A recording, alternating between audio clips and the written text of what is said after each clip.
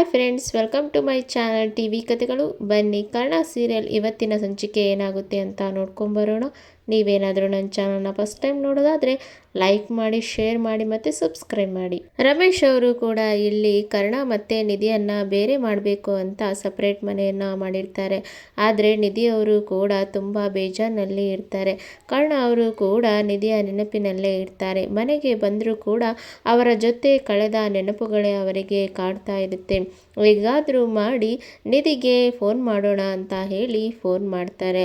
ಆಗ ನಿತ್ಯ ಅವರು ಕೂಡ ಅದೇ ಸಮಯಕ್ಕೆ ಅಲ್ಲಿಗೆ ಹೋಗ್ತಾ ಇರುವಾಗ ಕರ್ಣ ಸರ್ ಅವರ ಫೋನು ಬರುತ್ತೆ. ನಿಧಿ ಬ್ಯುಸಿ ಆಗಿರೋದ್ರಿಂದ ನಿತ್ಯ ಅವರೇ ಕೂಡ ಇಲ್ಲಿ ಕರ್ಣ ಸರ್ ಅವರ ಫೋನನ್ನು ರಿಸೀವ್ ಮಾಡ್ತಾರೆ. ಆಗ ಕರ್ಣ ಸರ್ ಅವರು ನನ್ನ ಮೆಸೇಜ್ ನೋಡಲಿಲ್ವಾ ಅಂತ ಇಲ್ಲಿ ಕೇಳ್ತಾರೆ. ಆಗ ನಿತ್ಯ ಅವರು ಏನು ಮೆಸೇಜು ಅಂತ ಇಲ್ಲಿ ಹೇಳ್ತಾರೆ. ಆಗ ಕರ್ಣ ಸರ್ ಅವರಿಗೆ ಇವರು ನಿತ್ಯ ಅವರೇ ಅಂತ ಗೊತ್ತಾಗುತ್ತೆ. ಆಗ ಕರ್ಣ ಅವರು ಕೂಡ ನಿತ್ಯ ಅವರೇ ನೀವಾ, ಹೇಗೆ, ನಿಧಿ ತುಂಬ ಬ್ಯುಸಿ ಇದ್ದಾಳ ಅಂತ ಇಲ್ಲಿ ಹೇಳ್ತಾರೆ. ಇಲ್ಲ, ಅವಳು ಮನೆಯಲ್ಲಿ ಕೆಲಸ ಮಾಡ್ತಾ ಇದ್ದಾಳೆ ಅಂತ ಇಲ್ಲಿ ಹೇಳ್ತಾರೆ. ಆಗ ಕರ್ಣ ಅವರು ಕೂಡ ಹೇಗೆ, ಮನೆಯೆಲ್ಲ ಹೊಂದಾಣಿಕೆ ಆಯಿತಾ, ಊಟ ಆಯಿತಾ ಅಂತ ಎಲ್ಲ ವಿಚಾರಿಸ್ತಾರೆ. ಆಗ ಹೌದು ಆಯಿತು, ನಿಮ್ದಾಯ್ತಾ ಅಂತ ಹೇಳಿ ನಿತ್ಯ ಅವರು ಕೂಡ ವಿಚಾರಿಸಿದಾಗ ನಿತ್ಯ ಅವರು ಕೂಡ ಕೇಳ್ತಾರೆ, ಏನು ಮೆಸೇಜ್ ಕಳಿಸಿದ್ದೀನಿ ಅಂತ ಹೇಳಿದ್ರಲ್ಲ, ಏನದು ಅಂತ ಇಲ್ಲಿ ಕೇಳ್ತಾರೆ. ಆಗ ಕರ್ಣ ಅವರು ಏನು ಇಲ್ಲ, ನಿಧಿ ಅವರಿಗೆ ನಾಳೆ ದಿನದಲ್ಲಿ ಡ್ಯೂಟಿಗೆ ಬೇಗ ಬರಲಿಕ್ಕೆ ಹೇಳಬೇಕಿತ್ತು, ಸ್ವಲ್ಪ ವರ್ಕ್ ಜಾಸ್ತಿ ಇದೆ ಅಂತ ಇಲ್ಲಿ ಹೇಳ್ತಾ ಇದ್ರು, ಅಷ್ಟೇ ಮೆಸೇಜ್ ಮಾಡಿದೆ, ಅವ್ರು ರಿಸೀವ್ ಮಾಡಲಿಲ್ಲ ಅಲ್ಲ, ಅದಕ್ಕೆ ಫೋನ್ ಮಾಡಿದೆ ಅಂತ ಇಲ್ಲಿ ಹೇಳ್ತಾರೆ. ಆಗ ನಿತ್ಯ ಅವರು ಕೂಡ ಹೌದಾ, ಸರಿ ಆಯಿತು, ನಿಧಿಗೆ ಕೊಡ್ತೇನೆ ಅಂತ ಹೇಳಿ ನಿಧಿಗೆ ಕೊಡ್ತಾರೆ. ಹಾಗೆ ನಿಧಿಯವರು ಕೂಡ ಕರ್ಣ ಅವ್ರ ಹತ್ರ ಮಾತಾಡ್ತಾರೆ. ಹಾಗೆ ತುಂಬ ಬೇಜಾರಾಗ್ತಿದೆ, ನೀವಿಲ್ಲದೆ ಈ ಮನೆಯಲ್ಲಿ ನನಗೆ ಕಳೀಲಿಕ್ಕೆ ಆಗ್ತಾ ಇಲ್ಲ ಅಂತ ಇಲ್ಲಿ ಹೇಳ್ತಾರೆ. ಆಗ ನಿಧಿಯವರು ಕೂಡ ಸರ್, ನಿಮ್ಮನ್ನು ಬಿಟ್ಟು ಕೂಡ ನನಗೂ ಕೂಡ ಇಲ್ಲಿ ಒಂದು ಕ್ಷಣ ಇರಲಿಕ್ಕೆ ಆಗ್ತಾ ಇಲ್ಲ ಅಂತ ಹೇಳಿ ನಿಧಿಯವರು ಕೂಡ ಇಲ್ಲಿ ಹೇಳ್ತಾರೆ. ಕರ್ಣ ಮತ್ತು ನಿಧಿಯವರು ಕೂಡ ತುಂಬ ಬೇಜಾರಿನಲ್ಲಿ ಇರ್ತಾರೆ ಅಂತಾನೆ ಹೇಳ್ಬೋದು. ಆದರೆ ರಮೇಶ್ ಅವರು ಕೂಡ ಈ ಕಡೆ ನಿಧಿ ಮತ್ತು ಕರ್ಣನನ್ನು ದೂರ ಮಾಡಲು ತುಂಬಾ ಪ್ಲ್ಯಾನ್ ಮಾಡಿರ್ತಾರೆ. ನಿತ್ಯನು ಕೂಡ ಕರ್ಣ ಸರ್ಗೆ ಲವ್ ಮಾಡೋ ಹಾಗೆ ಮಾಡಬೇಕು ಅಂತ ಹೇಳಿ ರಮೇಶ್ ಅವರು ಕೂಡ ತುಂಬ ಪ್ರಯತ್ನ ಪಡ್ತಾ ಇರ್ತಾರೆ. ಮತ್ತು ನಯನತಾರ ಅವರು ಕೂಡ ಇಲ್ಲಿ ಬಂದಿರ್ತಾರೆ. ಹೇಳ್ತಾ ಇರ್ತಾರೆ, ಅಣ್ಣ ನೀನು ಕರ್ಣ ಮತ್ತು ನಿಧಿನ ದೂರ ಮಾಡಲಿಕ್ಕೆ ಸಾಧ್ಯನೇ ಇಲ್ಲ ಅಂತ ಇಲ್ಲಿ ಹೇಳ್ತಾ ಇರ್ತಾರೆ. ಆಗ ರಮೇಶ್ ಅವರು ಕೂಡ ನಾನು ಅವರನ್ನು ಹೇಗೆ ದೂರ ಮಾಡ್ತೇನೆ ಅಂತ ನೋಡ್ತಾ ಇರು, ನೀನು ಇದನ್ನೆಲ್ಲ ನೋಡಿ ಶಾಕ್ ಆಗ್ತೀರಾ ಅಂತ ಇಲ್ಲಿ ಹೇಳ್ತಾ ಇರ್ತಾರೆ. ಅವರು ಕೂಡ ಇಲ್ಲಿ ರಮೇಶ್ ಅವರ ಜೊತೆಗೆ ಮಾತಾಡ್ತಾ ಇರ್ತಾರೆ. ಆಗ ಈ ಕಡೆ ಅಪ್ಪ ನೀನು ಯಾಕೆ ಈ ರೀತಿ ಮಾಡಿದೆ, ಅವರನ್ನೆಲ್ಲ ಯಾಕೆ ಈ ರೀತಿಯಾಗಿ ದೂರ ಮಾಡಿದೆ ಅಂತ ಇಲ್ಲಿ ಕೇಳ್ತಾ ಇರ್ತಾರೆ. ಆಗ ಅವರು ಕೂಡ ಎಷ್ಟು ದಿನ ಅಂತ ನಮ್ಮ ಮನೆಯಲ್ಲಿ ಇರ್ತಾರೆ, ಹಾಗೆ ಅವರೆಲ್ಲರ ಹತ್ರ ಬಯಸ್ಕೊಂಡು ಯಾಕೆ ಅವರು ಬೇಜಾರಿನಲ್ಲಿ ಇರಬೇಕು ಅಂತ ಹೇಳಿ ಈ ರೀತಿ ಮಾಡಿದೆ ಅಂತ ಹೇಳಿ ರಮೇಶ್ ಅವರು ಕೂಡ ಹೇಳ್ತಾರೆ. ಆದರೆ ಕರ್ಣ ಅವರು ಕೂಡ ಹೇಳ್ತಾರೆ, ನೀವು ಏನೋ ಪ್ಲ್ಯಾನ್ ಮತ್ತು ಉದ್ದೇಶ ಇಟ್ಕೊಂಡೆ ಈ ರೀತಿ ಎಲ್ಲ ಮಾಡಿದ್ದೀರಾ ಅಂತ ಇಲ್ಲಿ ಹೇಳ್ತಾ ಇರ್ತಾರೆ. ಆಗ ರಮೇಶ್ ಅವರು ಕೂಡ ನನ್ನ ಹತ್ರ ಏನು ಪ್ಲ್ಯಾನ್ ಇಲ್ಲ, ಏನು ಉದ್ದೇಶ ಇಲ್ಲ, ಏನು ಪದೇ ಪದೇ ಪ್ಲ್ಯಾನು ಉದ್ದೇಶ ಅಂತ ಹೇಳ್ತಾ ಇದೆಯಲ್ಲ ಅಂತ ಇಲ್ಲಿ ಹೇಳ್ತಾ ಇರ್ತಾರೆ.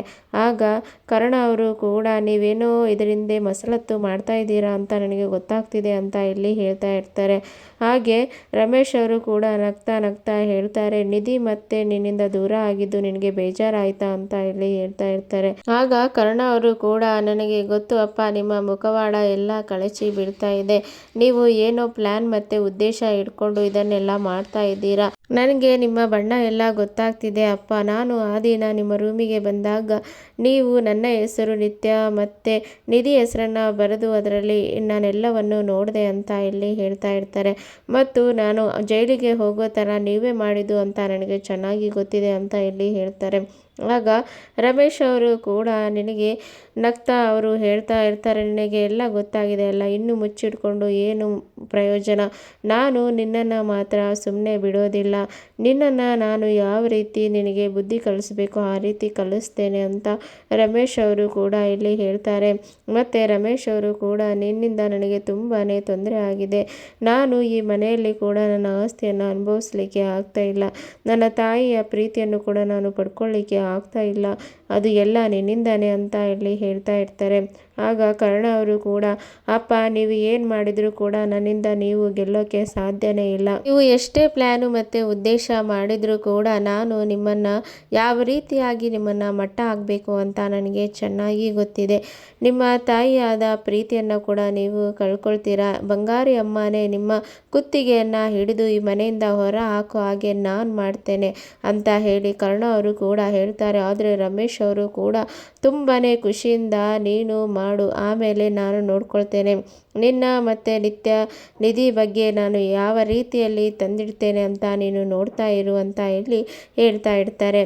ಮತ್ತು ಈ ಕಡೆ ನಯನತಾರ ಮತ್ತು ರಮೇಶ್ ಅವರು ಕೂಡ ಮಾತಾಡ್ತಾ ಇರ್ತಾರೆ. ಕರ್ಣ ಅವರು ಕೂಡ ನಿಧಿಯ ಜೊತೆಗೆ ಟೈಮ್ ಸ್ಪೆಂಡ್ ಮಾಡ್ಬೋದು. ಬೇಗ ಎದ್ದು ಬ್ರೇಕ್ಫಾಸ್ಟನ್ನು ರೆಡಿ ಮಾಡಿಕೊಂಡು ಅವರು ನಿಧಿಗೆ ಕೂಡ ಇಲ್ಲಿ ತೆಗೆದುಕೊಂಡು ಹೋಗ್ತಾ ಇರ್ತಾರೆ. ನಯನತಾರ ಅವರು ನೋಡಿ ಇದನ್ನು, ಅಣ್ಣ ನೋಡಲ್ಲಿ ಕರ್ಣನು ನಿಧಿ ಜೊತೆ ಸಮಯ ಕಳಿಬೇಕು ಅಂತ ಹೇಳಿ ಬ್ರೇಕ್ಫಾಸ್ಟ್ ರೆಡಿ ಮಾಡಿಕೊಂಡು ಹೋಗ್ತಾ ಇದ್ದಾನೆ ಅಂತ ಹೇಳ್ತಾರೆ. ಹೌದಾ ಅಂತ ಹೇಳಿ ನಿತ್ಯಗೆ ಕಾಲ್ ಮಾಡಿ, ನಿತ್ಯ ನೀನಿಲ್ಲ ಅಂದರೆ ಕರ್ಣ ಕೂಡ ಒಂದಿನೂ ಇರೋದಿಲ್ಲಮ್ಮ.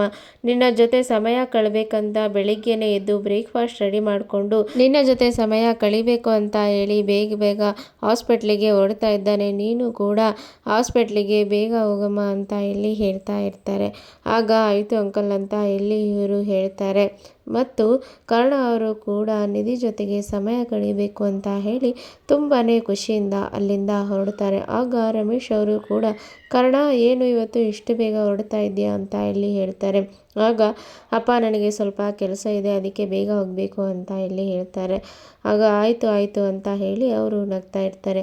ಮತ್ತು ಕರ್ಣ ಅವರು ಕೂಡ ಹಾಸ್ಪಿಟ್ಲಿಗೆ ಬರ್ತಾರೆ. ನಿಧಿಯವರು ಕೂಡ ತುಂಬಾ ಬೇಜಾರಿನಲ್ಲಿ ಕೂಡ ಅವರು ಹಾಸ್ಪಿಟ್ಲಿಗೆ ಬರ್ತಾ ಇರ್ತಾರೆ. ಆಗ ಕರ್ಣ ಅವರು ಕೂಡ ನಿಧಿಗೆ ಕಾಲ್ ಮಾಡಿ, ನಿಧಿ ಅವರೇ ಎಲ್ಲಿದ್ದೀರಾ, ನಾನು ನಿಮಗೋಸ್ಕರ ಬ್ರೇಕ್ಫಾಸ್ಟ್ ಮಾಡಿಕೊಂಡು ಬಂದಿದ್ದೇನೆ, ನಿಮ್ಮ ಜೊತೆ ನನಗೆ ಮಾತಾಡಲಿಕ್ಕೂ ಮತ್ತು ಟೈಮ್ ಸ್ಪೆಂಡ್ ಮಾಡಲಿಕ್ಕೂ ಆಗ್ತಿಲ್ಲ, ಆದರೆ ಇದರ ಮೂಲಕವಾಗಿ ನಾವಿಬ್ಬರು ಜೊತೆಯಾಗಿ ಇರ್ಬೋದಲ್ಲ ಅಂತ ಇಲ್ಲಿ ಹೇಳ್ತಾರೆ. ಆಗ ನಿಧಿಗೆ ಕೂಡ ಖುಷಿಯಾಗಿ ಅವರು ಓಡೋಡಿ ಬರ್ತಾರೆ. ಆಗ ಅದೇ ಸಮಯಕ್ಕೆ ಕೂಡ ನಿತ್ಯ ಅವರು ಕೂಡ ಕರ್ಣನ ಹತ್ರ ಬರ್ತಾರೆ. ಕರ್ಣ ಅವರನ್ನು ನೋಡಿ, ನೀವು ನನಗೋಸ್ಕರ ಬ್ರೇಕ್ಫಾಸ್ಟನ್ನು ರೆಡಿ ಮಾಡಿಕೊಂಡು ಬಂದಿದ್ದೀರಂತೆ, ನನಗೆ ತುಂಬಾ ಖುಷಿ ಆಯಿತು ಅಂತ ಇಲ್ಲಿ ಹೇಳ್ತಾ ಇರ್ತಾರೆ. ಆಗ ಕರ್ಣ ಅವರು ಕೂಡ ಅದು ಆಗಲ್ಲ ಅಂತ ಇಲ್ಲಿ ಹೇಳ್ತಾರೆ. ಅದೇ ಸಮಯಕ್ಕೆ ನಿಧಿಯವರು ಕೂಡ ಅಲ್ಲಿಗೆ ಬರ್ತಾರೆ. ಆಗ ನಿತ್ಯ ಅವರು ಕೂಡ, ನೀನು ಒಳ್ಳೆ ಸಮಯಕ್ಕೆ ಬಂದೆ ನಿಧಿ, ಬಾ ಎಲ್ಲರೂ ಕೂತು, ಕರ್ಣ ಅವರು ನಮಗೋಸ್ಕರ ಬ್ರೇಕ್ಫಾಸ್ಟನ್ನು ರೆಡಿ ಮಾಡಿಕೊಂಡು ಬಂದಿದ್ದಾರೆ, ನಾವೆಲ್ಲರೂ ಕೂತು ತಿನ್ನೋಣ ಅಂತ ಹೇಳಿ ಈ ಕಡೆ ಕರ್ಣ ಅವರ ಪಕ್ಕದಲ್ಲಿ ನಿತ್ಯ ಅವರು ಕೂತು ಕೂಡ ಇಲ್ಲಿ ಅವರು ಬ್ರೇಕ್ಫಾಸ್ಟನ್ನು ಮಾಡಿ ಮುಗಿಸ್ತಾರೆ. ಆದರೆ ಈ ಕಡೆ ನಿಧಿ ಅವರು ತುಂಬಾ ಬೇಜಾರಿನಲ್ಲಿ ಇರೋದನ್ನು ನೋಡಿ ಕರ್ಣ ಅವರು ಕೂಡ ಬೇಜಾರಿನಲ್ಲಿ ಕೂಡ ಇರ್ತಾರೆ ಅಂತಲೇ ಹೇಳ್ಬೋದು.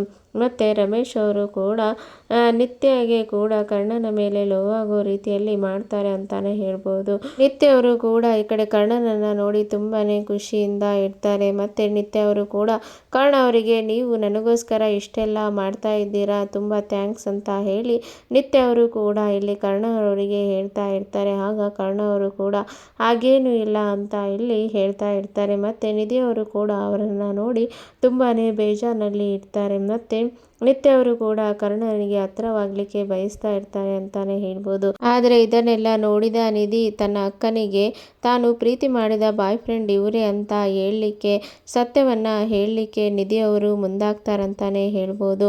ಹಾಗೆ ಅವರು ಹೇಳ್ತಾರಾ ನೋಡೋಣ ಮುಂದಿನ ಸಂಚಿಕೆಯಲ್ಲಿ. Thank you for watching.